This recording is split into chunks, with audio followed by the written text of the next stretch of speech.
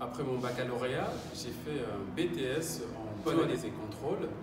Ensuite, j'ai fait une école d'ingénieur en agrodéveloppement international à Cergy. Et après ce diplôme, je suis rentré en propédeutique. Après un bac S, je suis entré à la Sorbonne où j'ai fait 3 ans de musicologie. J'ai décroché une licence de musicologie et tout de suite après, je suis entré à la maison de propédeutique Madeleine Delbré à la Neuilly.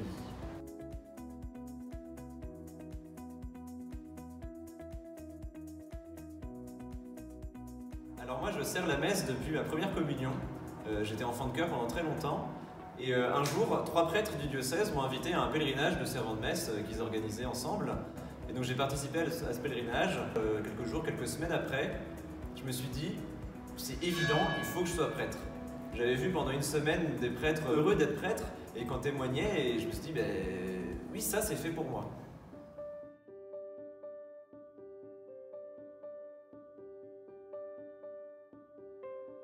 Alors lorsque j'ai terminé mes études d'ingénieur, je me suis donné le temps pour demander au Seigneur où est-ce qu'il m'appelait. Est-ce qu'il m'appelait à une vie de famille en couple ou est-ce qu'il avait d'autres projets pour moi? Alors j'ai pris ce temps de discernement et au terme de cette année de discernement, j'ai pris conscience qu'il y avait un désir profond qui m'habitait, c'était celui de connaître davantage Jésus-Christ et de le faire connaître aux autres.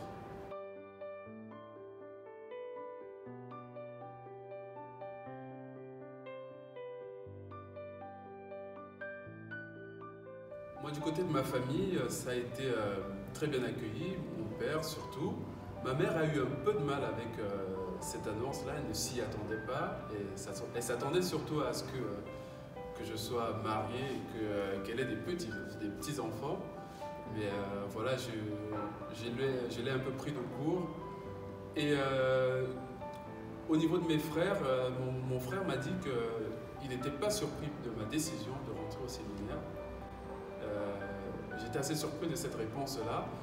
Chez les amis, il y avait plutôt deux réactions. Ceux qui étaient interrogés, qui se demandaient ce que c'était, qu'allait devenir ma vie, qui étaient très respectueux de la décision, du choix que j'avais fait et qui m'ont encouragé sur ce cheminement. Autour de moi, il y a eu en gros 2 types de réactions. Il y a eu la réaction de ceux qui s'en doutaient un peu en fait. De même que pour moi ça a été assez évident, pour beaucoup de gens autour de moi ça a été tout aussi évident.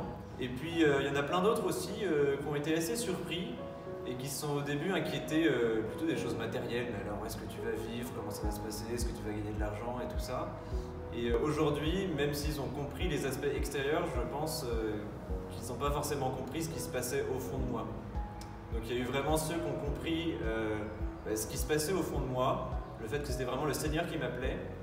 Et puis il y en a eu d'autres qui ne comprennent toujours pas le fond de l'affaire en fait. Et ils sont heureux pour moi.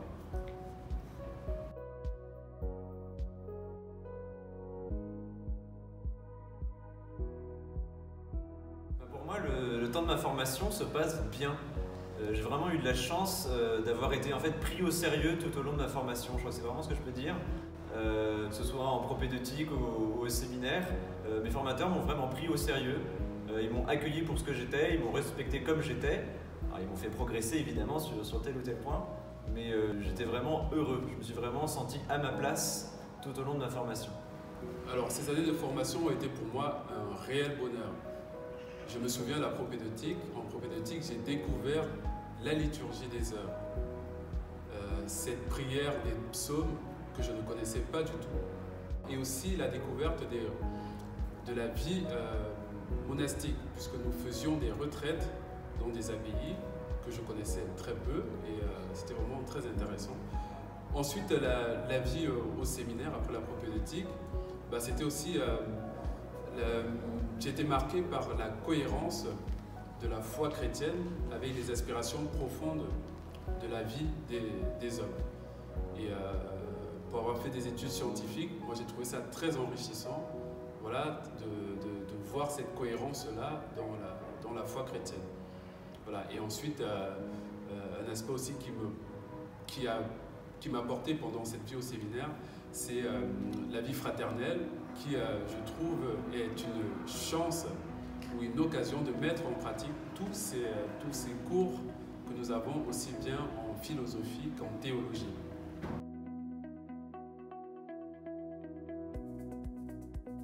Je serai donc ordonné diacre le 12 septembre prochain. Ça va être un moment important pour moi, mais aussi pour tous ceux qui m'ont accompagné durant ce cheminement de foi. C'est aussi l'accomplissement de tous ceux qui ont prié pour moi. Ce sera aussi le moment où je m'engage envers mon diocèse. Donc je serai très heureux de me savoir entouré par votre prière, mais aussi par votre présence ce jour d'ordination. Je me souviens, la première fois que j'ai participé à une ordination, je me suis dit « Waouh, c'est vraiment beau ce qui se passe !» Et je me suis dit « Mais il faudrait que tous les chrétiens, même tout le monde, aient la chance au moins une fois dans sa vie de voir ce qui se passe pendant une ordination, c'est vraiment beau. » Alors c'est ça que j'ai envie de vous dire, venez pour voir ce qui s'y passe.